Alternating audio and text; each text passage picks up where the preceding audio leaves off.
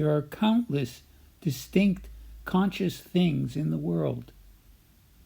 I ask you, how do you know which of all those conscious beings you are?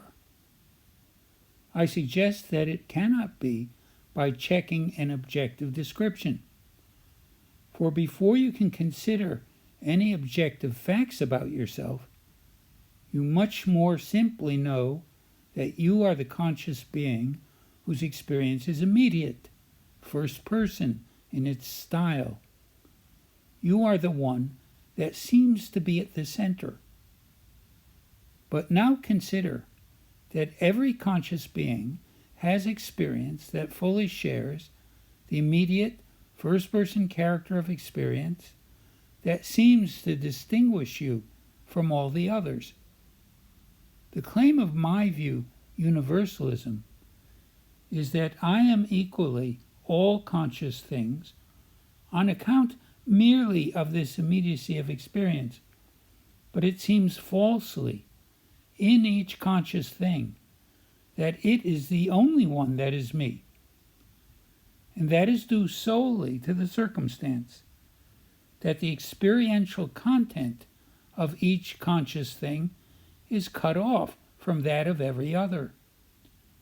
It therefore everywhere seems to me falsely that this or this or this is the only experience that is immediate and therein mine.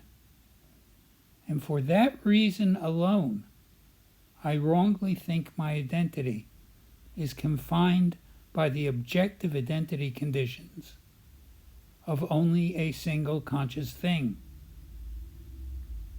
There are conceptual arguments showing that the view that you are limited to being only one conscious thing is incoherent. For example, that view cannot deal coherently with brain bisection. In actual cases in which the connection between the right and left hemispheres of a brain has been cut, there can be unconnected experiences at the same time processed in the two disconnected hemispheres. Each is felt to be the only experience the possessor of that brain could now be having.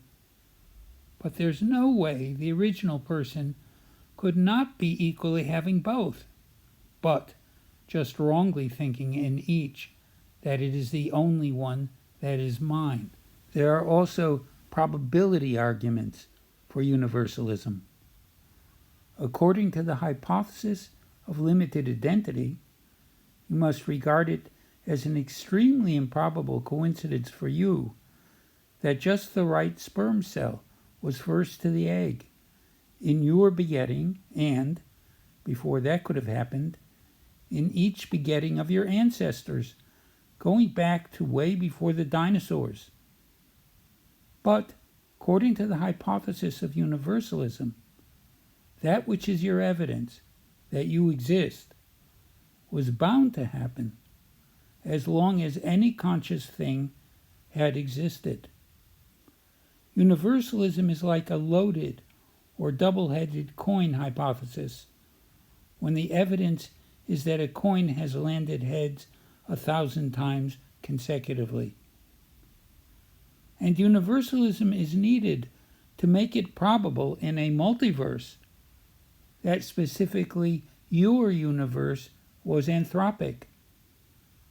The limited identity view makes it improbable for you that the universe that confines you was a rare anthropic one, whereas universalism simply puts you into any universe that produces consciousness.